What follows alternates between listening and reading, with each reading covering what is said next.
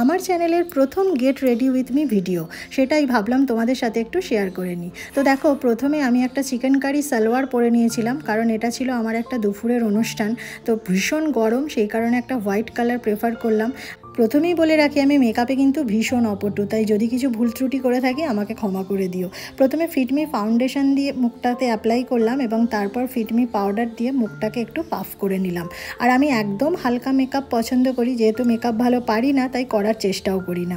এরপরে ছিল আমার কাছে কলোজাল কাজ, সেটা দেখো হালকা করে সরু করে আমি চোখেতে লাগিয়ে নিচ্ছি। আমি খুব একটা মোটা কাজল লাগানো পছন্দ করি না, আর আমাকে মানায়ও না। এরপরে আমি মেবলিনের মাস্কারা দিয়ে চোখটাতে একটু মাস্কারা লাগিয়ে নিলাম। এরপর L18-এর একটা ম্যাট লিপস্টিক আমার কাছে ছিল, তো সেটাই আমি ঠোঁটে লাগিয়ে নিলাম। আর দেখো কালারটা কেমন লাগলো জানাবে। আর চন্দ্রানী পালসের একটা ছোট্ট দুল, সেটাই কানে পরে নিলাম। আর দুপুরবেলার অনুষ্ঠান ছিল, আর এত গরমে ভীষণ কষ্ট হচ্ছিল। আর আমার এই চূর্ণিটা, এটা আমাকে মা বেনারস বেড়াতে গিয়ে এনে দিয়েছিল, তো সেটাই আজকে পরলাম। আর এটা আমার একটা টমি হিলফিগারের ঘড়ি, যেটা বড় ননদ গিফট করেছিল, আমার খুব ফেভারিট এটা। তো সেটা একবার পরে নিলাম। আর এক হাতে পরলাম ঘড়ি, আর এক হাতে পরলাম এই ব্যাঙ্গেলটা।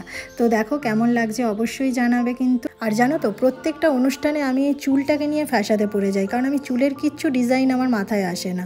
তো তারপরে ভাবলাম কিছুই না, প্লেন। এরপরে গলায় দিলাম এই সিম্পল হারটা, যেটা কিন্তু ভীষণ সুন্দর দেখতে, এবং শেষ দিয়ে এটা আমাকে কিন্তু পরতে দিয়েছে। তো তাই ভীষণ ভালো লাগছিলো। আর হারটা কিছুতেই পরতে পারছিলাম না বলে কর্তামশাই আমাকে হেল্প করে দিচ্ছিল। তো পার্টনারের সাথে এই কিউট মোমেন্টগুলো কিন্তু সর্বদাই খুব স্পেশাল হয়, তোমরা কি বলো? তারপর রেডি হয়ে মা আর আমি চললাম আমাদের ডেস্টিনেশনে। টাটা।